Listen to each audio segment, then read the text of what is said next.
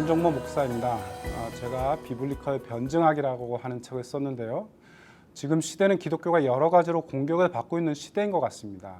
이념 논쟁도 그렇고요. 번영신학, 동성애신학, 그리고 이단들, 그리고 이슬람의 공격이 한층 더 거세지고 있는 것을 느낍니다. 그렇게 기독교의 핵심 진리를 변호하고 변증하는 것이 더 필요해지는 것 같습니다. 이번에 교회에서 저의 책들 가운데에서 우리 성도님들이 꼭 알아야 될 내용들을 좀 쉽고 간략하게 알려주면 좋겠다고 하셔서 이렇게 나왔습니다. 오늘부터 6주간에 걸쳐서 비블리컬 변증학의 내용을 같이 탐구하실 텐데요. 같이 여정을 한번 떠나보실까요? 먼저 생각해 보아야 될 질문이요. 성령님도 하나님이신가요? 라고 하는 그런 질문입니다. 이 질문을 먼저 해야 되겠다고 생각하게 된 이유는 며칠 전에 저희 집에 영어로 된 손편지가 왔습니다. 여호와의 증인 신도가 보낸 편지인데요. 그 편지를 보고 이 질문을 먼저 좀 다루어 보아야겠다고 생각을 하게 됐습니다. 그럼 성경 말씀을 한번 보실까요? 성령님의 지적인 부분을 말씀하는 구절입니다. 고린도전서 2장 10절인데요. 오직 하나님이 성령으로 이것을 우리에게 보이셨으니 성령은 모든 것, 하나님의 깊은 것까지도 통달하시느니라. 성령님의 정적인 부분을 말씀하는 구절인데요. 로마서 8장 26절입니다. 이와 같이 성령도 우리의 연약함을 도우시나니 우리는 마땅히 기도할 바를 알지 못하나 오직 성령이 말할 수 없는 탄식으로 우리를 위하여 친히 간구하시느니라.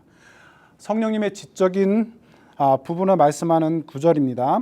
의지적인 부분이죠. 그가 와서 요한복음 16장 8절입니다. 그가 와서 죄에 대하여, 의에 대하여, 심판에 대하여 세상을 책망하시리라. 삼위일체 교리는요, 성령님 또한 한 위격을 담당하는 하나님이시라는 것을 가르쳐 줍니다. 하지만 삼위일체 교리는 이해하기 어려워요. 그러다 보니까 삼위일체 교리의 본질을 이해하려고 노력하기보다는 자신이 원하는 방식대로 이해하려는 사람들이 적지 않습니다. 그 중에 하나가 바로 여호와의 증인입니다. 그들은 삼위일체 교리를 받아들이지 않죠. 특히 성령님의 존재를 인정하지 않습니다. 즉 성령님을 인격체가 아닌 하나의 활동력, power 혹은 힘, force라고 생각을 합니다. 그렇다면 정말 성령님도 하나님이신가요? 우리가 보통 한 인격체를 정의할 때 지정의의 인격이라는 표현을 많이 씁니다. 사실 인격이라고 하는 것은 지적인 부분, 정적인 부분, 의지적인 부분은 물론이고 더 복잡한 부분이 존재합니다. 하지만 여기서는 먼저 편의상 지정의 부분을 살펴보면서 왜 성령님이 인격을 가지신 하나님이신가를 살펴보도록 하겠습니다. 첫 번째가요, 지적인 활동 때문입니다. 성령님의 활동력이나 힘이 아닌 첫 번째 이유는요, 성령님께서 지적인 활동을 하시기 때문입니다. 요한복음 14장 26절에 보시면요, 성령님께서 가르치시고 내가 너희에게 말한 모든 것을 생각나게 하신다라고 말씀하고 있습니다. 또한 성령님께서는요, 하나님의 모든 사정을 알고 계십니다. 고린도전서 2장 11절에 보시면요, 사람의 일을 사람의 속에 있는 영 외에 누가 알리요? 이와 같이 하나님의 일도 하나님의 영 외에는 아무도 알지 못하느니라고 말씀을 합니다. 이러한 전지성은 사람에게도 적용이 되는데요. 사도행전 5장에 보시면은 베드로가 아나니아와 삽비라에게 이렇게 말합니다. 성령을 속이고 땅값 얼마를 감췄느냐라고 책망하시는 그런 장면이 나옵니다. 성령님께서는 인간의 마음을 모두 알고 계시기 때문에 성령님을 속일 수는 없습니다. 이런 전지성을 가진 성령님을 하나님의 권세가 미치는 그런 범위 내에서의 하나의 활동력으로 파악하는 것, 그것은 성령님을 기능적으로 파악하려는 오해에서 비롯됩니다. 두 번째가요, 정적인 활동 때문입니다. 성령님께서는 지적인 활동뿐만 아니라 위로, 사랑, 근심, 탄식과 같은 정적인 활동을 수행하십니다. 요한복음 16장 7절을 보시면 위로하시는 성령님의 역할을, 활동을 보실 수가 있는데요. 또한 성령님께서는 사랑하실 수 있습니다. 로마서 15장 30절. 또한 근심하실 수 있죠. 그렇게 사도 바울은 에베소 교인들에게 성령을 근심하게 하지 말라고 명령하고 있습니다. 에베소서 4장 30절의 말씀입니다. 또한 성령께서는 우리가 마땅히 기도할 바를 알지 못하는 어려운 순간에도 말할 수 없는 탄식으로 우리를 위해 친히 간구하십니다. 로마서 8장 26절의 말씀입니다. 즉 성도가 교난을 당할 때에 하나님의 구원을 완성시키기 위해서 간절한 탄식으로 우리를 도우십니다. 그러므로 이러한 성령님의 간구를 하나의 활동력이나 힘으로 보는 것은 굉장히 이상한 일이죠. 성령님의 간구는 확실히 성령님께서 인격을 가지신 분이라는 것을 보여줍니다. 세 번째가요, 의지적인 활동 때문입니다. 고린도전서 12장은 은사장이라고 할 정도로 성령의 은사에 대해서 자세히 밝혀주고 있습니다. 사도 바울은 성령님께서 그의 뜻대로 각 사람에게 나누어 주신다고 말씀을 하고 있죠. 고린도전서 12장 11절 말씀입니다. 성령님께서는 자신의 의지대로 각 성도들이 교회를 섬길 수 있도록 은사를 주어서 효과적으로 교회를 섬길 수 있도록 하신다는 것입니다. 이처럼 성령님께서는 자신의 의지를 확실하게 소유하고 계시죠. 그것을 좀 더 명확하게 알 수 있는 것은 사도 바울이 소아시아에 가서 선교하려고 할 때 성령님께서는 이를 허락하지 않으시고 그를 마게도니아로 보내십니다. 이처럼 성령님께서는 자신의 의지를 확실하게 소유하고 계십니다. 예수님 또한 성령님에 이끌려 시험을 받으러 광야에 나가셨습니다. 그러므로 이런 의지를 가지신 성령님을 단지 활동력만으로 보는 것은 성령님의 인격을 모욕하는 일임을 알아야 됩니다. 그리고 네 번째가요, 성령님에 대한 표현들은 의인화된 표현이 아니기 때문에 그렇습니다. 여호와의 증인은요, 다음과 같은 성경에서 성령님에 대한 표현이 한 인격체가 아닌 하나의 활동력임을 증명해 준다라고 말을 하고 있습니다. 누가복음 11장 13절, 성령을 주시지 않겠느냐. 사도행전 2장 38절, 성령의 선물을 받으리니. 사도행전 6장 3절, 성령과 지혜가 충만하여 믿음과 성령이 충만한 스데반이 성령이 충만하여 성령 받기를 기도하니 그들에게 안수하며 성령을 받는지라. 성령을 받게 하여 주소서. 이렇게 쭉 성령에 관한 내용들이 많이 나오는데요. 사도행전 9장에 보시면 성령으로 충만하게 하신다 하니, 성령과 믿음이 충만한 사울이 성령이 충만하여, 이러한 어떤 내용들이 계속해서 나오고 있는 것을 볼 수 있습니다. 여러분들은 파워포인트를 통해서 보실 수가 있을 거라고 생각을 합니다. 그래서 여호와의 증인들은요, 이러한 표현들이 하나님의 보이지 않는 활동력으로서의 힘을 표현한다라고 생각을 합니다. 성령님의 인격성을 표현한 구절들, 예를 들면 돕는 자, 성령이 탄식으로 우리를 위하여 친히 간구한다, 이러한 표현들을 인격으로 보지는 않습니다. 그래서 가인이 아벨을 죽였을 때에 하나님께서 아벨의 피가 내게 호소한다라는 표현, 그리고 죄가 문에 엎드린다라는 표현들이 있죠. 그 다음에 돌들이 소리치게 할 것이다 라고 하는 그런 표현과 같이 의인화된 표현이라고 주장을 합니다. 물론 위의 표현들이 성령님의 강력한 힘을 시사하는 것은 사실입니다. 하지만 그것은 성령님의 다른 인격적인 사역들을 표현하는 그런 다음과 같은 구절들을 고려할 때에 그러한 표현들을 의인화된 표현이라고 주장하는 것은 성령님의 인격성을 무시하는 매우 편협된 주장이라고 할 수가 있겠습니다. 창세기 6장 3절에 보시면은 나의 영이 사람과 함께 하지 아니하리니, 요한복음 15장 진리의 성령이 오실 때에 그가 나를 증언하신다. 요한복음 16장 13절 진리의 성령이 오시면 그가 너희를 진리 가운데 인도하신다. 로마서 8장 26절 성령도 우리의 연약함을 도우신다. 성령이 말할 수 없는 탄식으로 도우신다는 거죠. 사도행전 8장 29절 성령이 빌립더로 이르시되 이 수레로 가까이 나아가라 하시거늘. 사도행전 13장 4절 성령의 보내심을 받아. 로마서 8장 14절 무릇 하나님의 영으로 인도함을 받는 사람은. 고린도전서 2장 13절 오직 성령께서 가르치신 것으로 하니. 고린도전서 12장 21절 이 모든 일은 한 성령이 행하사 그의 뜻대로 각 사람에게 나누어 주시는 것이니라. 요한계시록 22장 17절 성령과 신부가 말씀하시기를 오라 하시는도다. 위의 구절들은 확실히 성령님의 인격성을 보여줍니다. 성령님께서는 함께 하시고 증언하시고 인도하시고 중보하시고 명령하시고 사역자들을 보내시고 가르치시고 또 나누어 주시고 말씀하시는 그런 인격체입니다. 물론 여호와의 증인들이 이야기하는 대로 강력한 힘을 행사하시고 성령님께서 힘과 능력을 주시죠. 그러나 그러한 힘을 주시는 것만 강조해가지고 힘이나 활동력만으로 성령님을 정의한다면 그것은 다양한 능력을, 위에서 살펴본 것처럼 다양한 능력을 가지고 계신 성령님의 인격을 모독하는 일입니다. 다섯 번째가요, 예수님의 자기 정체성의 표현들은 성령님을 무시하는 것이 아니기 때문입니다.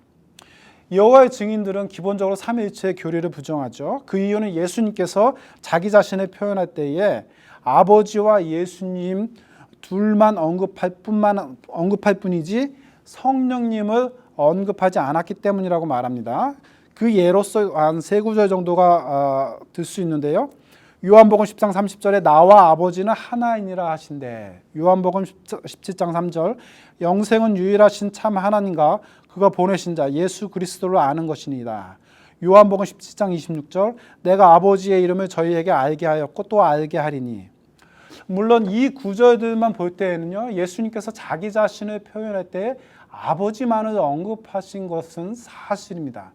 하지만 그것이 성령님의 존재를 부정하는 것은 아닙니다.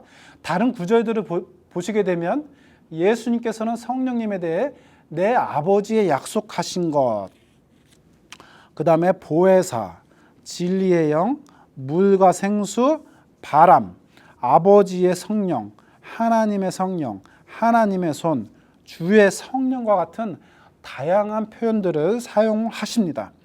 이런 표현들을 보면서 성령님을 활동력이라고 할 수는 없습니다. 여섯 번째가요, 삼신론이 아니기 때문에 그렇습니다. 여호와의 증인들은 삼위일체 교리를 대표하는 구절인 마태복음 28장 19절의 말씀을 이렇게 이야기하고 있죠. 아버지와 아들과 성령의 이름으로 침례를 주고, 이 표현이 그 셋을 단순하게 언급하고 나열한 것뿐이지 셋이 한 몸이라는 사상을 전달하지 않는다라고 이렇게 주장을 합니다. 오히려 그것은 각기 다를 뿐만 아니라 각각 중요한 역할을 한다는 점을 부각시키는 그런 표현이라고 보고 있습니다. 그래서 예를 들어서 우리가 아빠와 아들과 선물이 있다라고 할 때에 누가 이 셋을 한 몸이라고 생각할 수 있느냐라는 것입니다. 이렇듯 성경 어디에도 셋이 실제 한 몸으로 이루어진 삼위일체 사상을 전달하는 내용은 없다라고 이렇게 주장을 합니다. 그래서 그들은 유일하신 하나님을 삼위일체 교리로 이해하는 것은 이교적인 전통에 영향을 받은 그런 교리라고 보고 있습니다. 즉 얼굴이 셋 달린 삼신론은 고대 바빌론과 이집트 시대의 이교적인 전통이고 그 증거로서 얼굴 셋이 달린 이교도의 숭배 형상들이 많이 발견되고 있다는 것입니다. 그러다가 플라톤과 같이 그리스 철학자들의 삼위일체 개념이 점차 교회의 가르침 안으로 슬그머니 들어와서 이교신을 숭배하던 로마가 자신들의 통치를 위해서 그리스도를 국교로 지정하면서 교리들의 많은 부분들이 혼탁되고 변질되기 시작했다라고 이렇게 주장을 합니다. 따라서 삼신론을 삼위일체 교리로 바꾸어 놓은 것은 잘못이다라고 이렇게 말하는 것입니다. 하지만 삼위일체 교리는요, 삼신론이 아닙니다. 물론 삼위일체 교리의 확립에 호모우시오스, 페리코레시스와 같은 헬라 철학의 용어를 차용한 것은 사실입니다.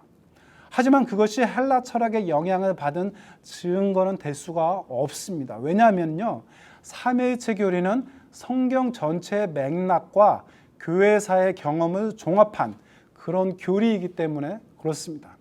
그래서 초대 교부 중에서는요, 철학적인 전문 용어를 의도적으로 피한 사람들도 있습니다. 만일 그 당시 사용하던 언어가 헬라어가 아닌 다른 언어였다면 그 언어를 차용해서 삼위일체 교리의 개념을 설명했을 것입니다. 중요한 것은 성령님은 삼신론의 한 신이 아닌 삼위일체의 하나님이시라는 것입니다. 삼위일체의 교리가 이해하기 어렵다고 해서 그것을 이해 가능한 방식으로 삼신론의 영향을 받았다고 주장하는 것은 잘못된 일입니다. 이것은 창조의 교리가 이해하기 어렵다고 해서 진화론 혹은 유신론적 진화론으로 설명하려는 시도와 별반 다르지 않습니다. 결론적으로요, 성령님의 본질을 제대로 이해하는 것은 힘든 일입니다. 왜냐하면 성령님은 신비로운 삼위일체 하나님이시기 때문에 그렇습니다. 하지만 그렇다고 해서 성령님을 자기만의 방식으로 이해해서 그것을 활동력이나 힘으로 규정짓는 그런 우를 범해서는 안 된다고 봅니다. 성령님께서는 활동력이라 힘이 아닌 보혜사로서 우리와 늘 동행하시는 그런 분이십니다. 그리고 그분은 지정의의 인격체이십니다. 그렇기 때문에 모든 자들 안에 계시고 그리스도 안에서 우리를 새로운 창조물로 살아가게 하신다는 것입니다. 그러므로 인격체이신 성령님께 민감하게 반응하고 성령님의 인도함을 따라 살아가려고 노력하는 것이 중요하다라고 할 수가 있겠습니다. 지금까지 성령님이 하나님이신가요? 라는 그런 질문에 대해서 우리가 살펴보았습니다. 다 같이 기도하도록 하겠습니다. 사랑의 하나님, 감사합니다. 우리가 성령님을 이해하는 그런 방식에 대해서 살펴보았습니다. 우리가 여호와의 증인과 대화하면서 그들이 정말 잘못 믿고 있다고 하는 그런 사실들을 설득하고 변증할 수 있는 저희들이 다 될 수 있도록 주님께서 도와주시고, 정말 사도 바울은 그리스도를 아는 지식이 고상하다라고 말씀을 하셨는데 정말 그 지식 가운데 우리가 자랄 수 있도록 도와주셔서 정말 그리스도의 장성한 분량이 충만한 데까지 이르도록 저에게 지혜와 총명을 허락하여 주시옵소서. 이 모든 말씀 살아계신 예수님의 이름으로 기도합니다. 아멘.